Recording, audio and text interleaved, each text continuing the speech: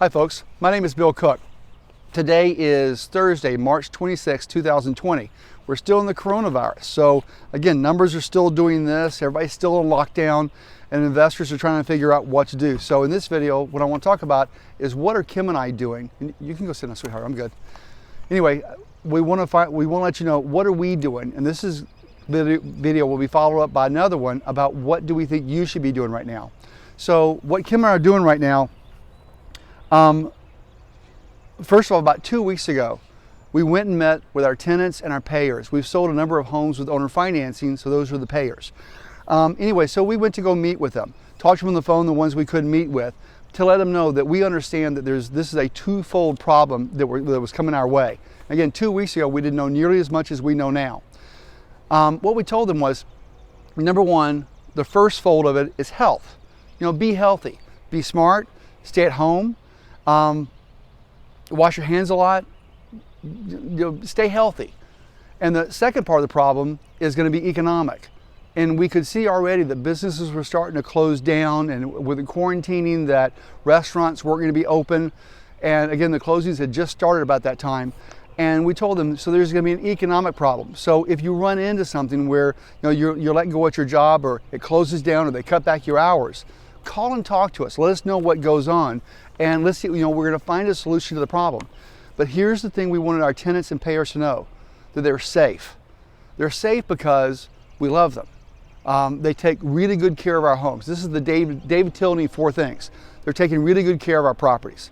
They've always paid us on time. They've been really easy to work with, and they've been good neighbors. And we tell them, if you'll do these 4 things, you can stay in the house for as long as you want.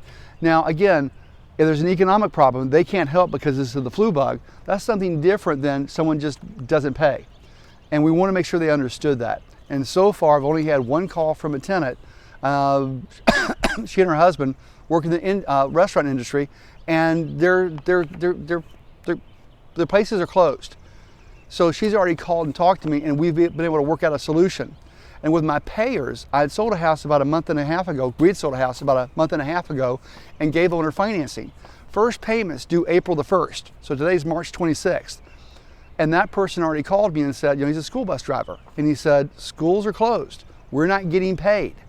And with that said, I was going to work with him with either a forbearance agreement or a loan modification. In this case, it's to be a loan modification.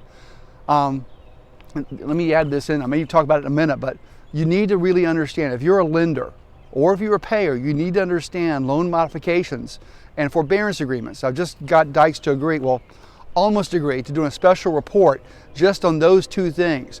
Because if you're in the lending world, you really need to understand that, because more than likely documents will need to be modified one way or another. So you got to understand forbearance agreements and modifications.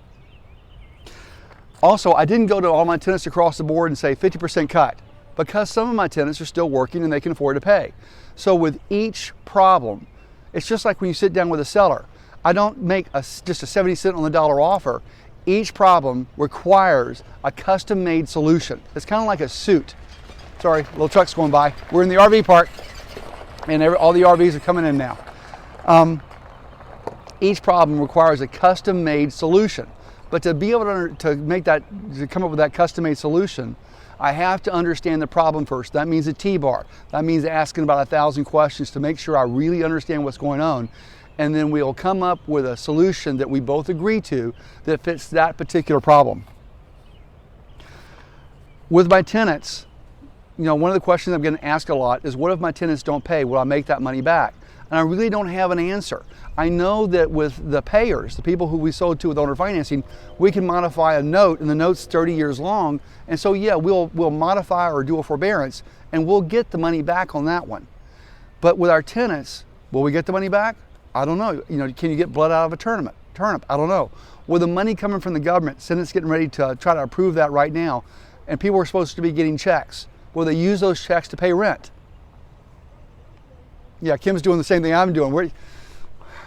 I think that's going to go more toward groceries, food, medical, stuff that's really important. Cable TV, satellite channels, a new Xbox game. But please understand that as I talk to my tenants, there's a huge difference, and this is important, between can't pay, and that's like the couple that I talked to, their restaurant closed down. So people who can't pay and people who won't pay. And last night, Pete Fortunato sent me a thing.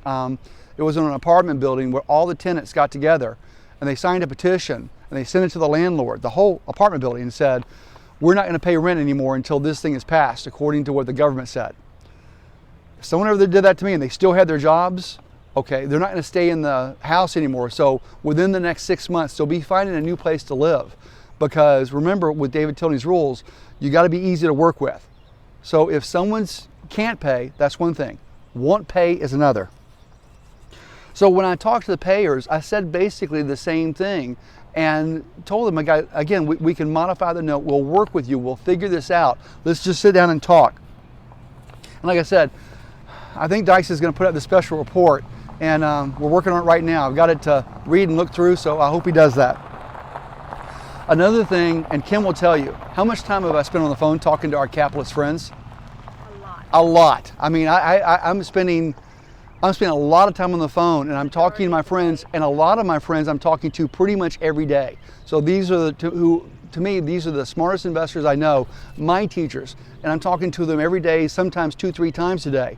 And I'm asking the question, what are you seeing? What are you hearing? Because, you know, people like David Tilney or Dykes Botler or Pete Fortunato, talk to Gary Johnston, they're getting feedback from all over the country. Talking to Pete has been a ball. In fact, I don't know if this is going to happen or not, but I know that Vina Jones-Cox, who I absolutely adore, just great investor, but I think she has talked Pete Fortunato into doing a webinar, and that's amazing by itself because that's technology, but to do a webinar where he discusses his view of the current political situation. I won't tell you what I said to Vina, but anyway, that would be worth its weight in gold. I would pay for that. Yeah, I'd pay for that too. Anyway, so I've been using Zoom, GoToWebinar, everything, but I've been talking to friends, seeing friends. I love the Zoom and the GoToWebinar because you can see people as you talk to them. And so, you know, FaceTime's another one.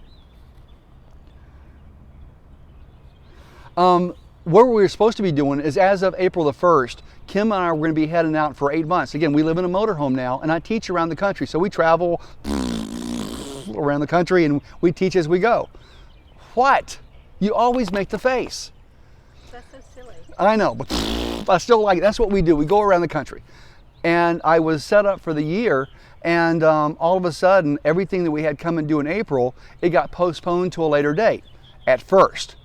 But then all of a sudden, the same people called me up and said, no, we're going to do the meeting, but it's going to be a GoToWebinar meeting. Will you do that? I went, I don't even know how to do one. And I think most of us have boned up and gotten up to speed on GoToWebinar or Zoom in the last, call it 10 days. And we're looking at this going, this is a pretty neat thing. This is pretty cool. So anyway, we're going to be doing these meetings. So the first place I was supposed to go was Cincinnati, then Columbus, then Nashville.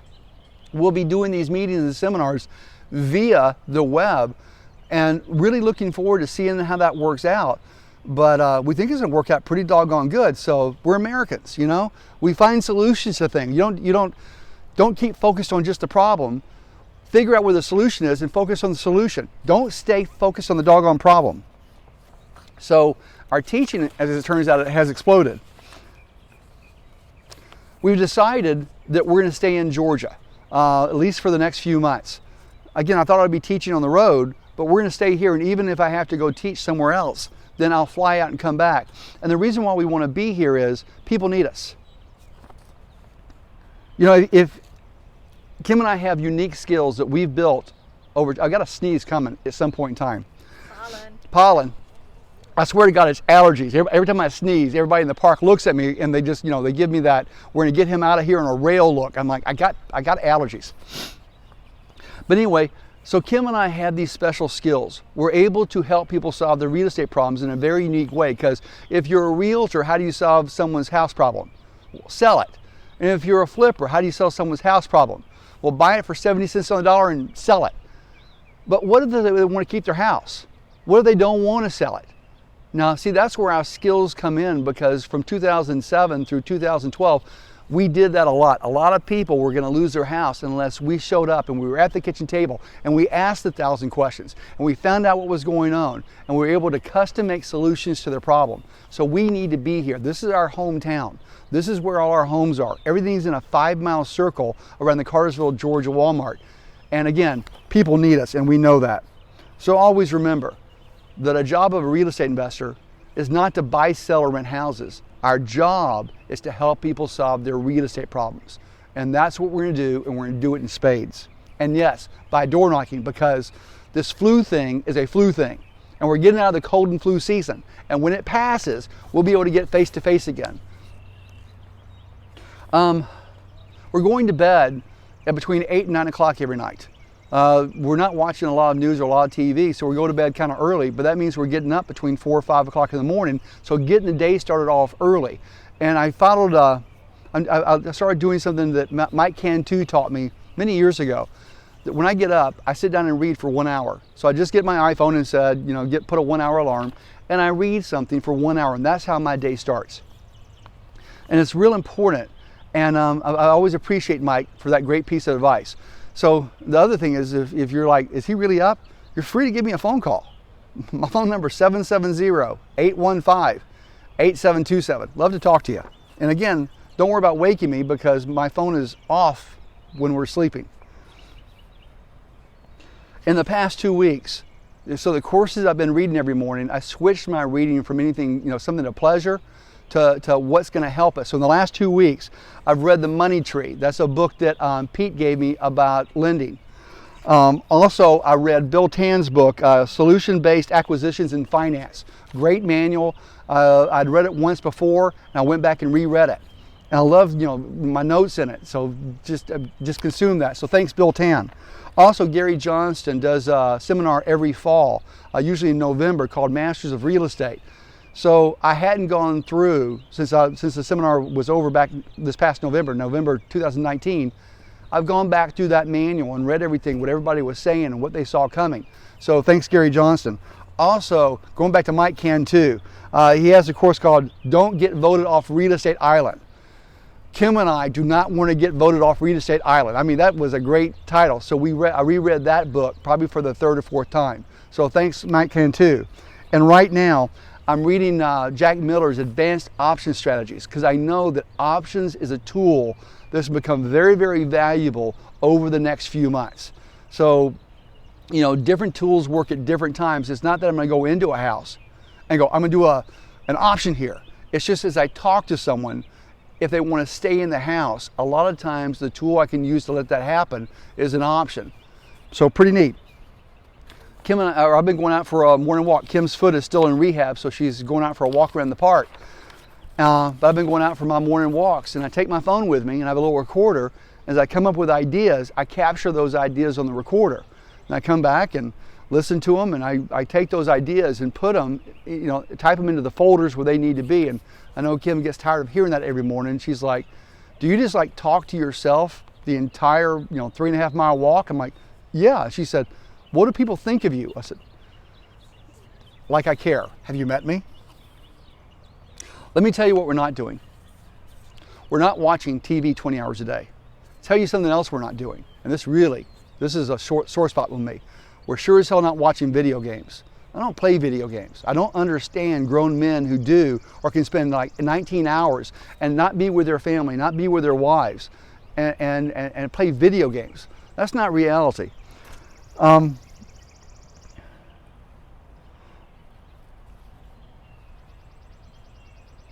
the next 2 months, 3 months, 4 months, you can change the trajectory of your financial future. But you have to be making the right moves. You have to be doing the right things. And you can't be wasting this time that you have because the time is precious. So I always go back to what Zig said. And this was when I was 19, the best business lesson I ever learned. You can get exactly what you want in life if you just help enough other people get what they want. And again, it's about them first, then you. So get out there and talk to some people. Find out how you can help. This is going to be really important. In my next video, I'm going to be talking about the things that I think that, suggestions that you should be doing, again, to get on this track. Really great having you guys here. We're going to be doing a number of videos, webinars. You'll be seeing them all over the place. But anyway, love you guys. Get out there and talk to some sellers. Find some people to help. Find some problems to solve. Take care. Bye-bye.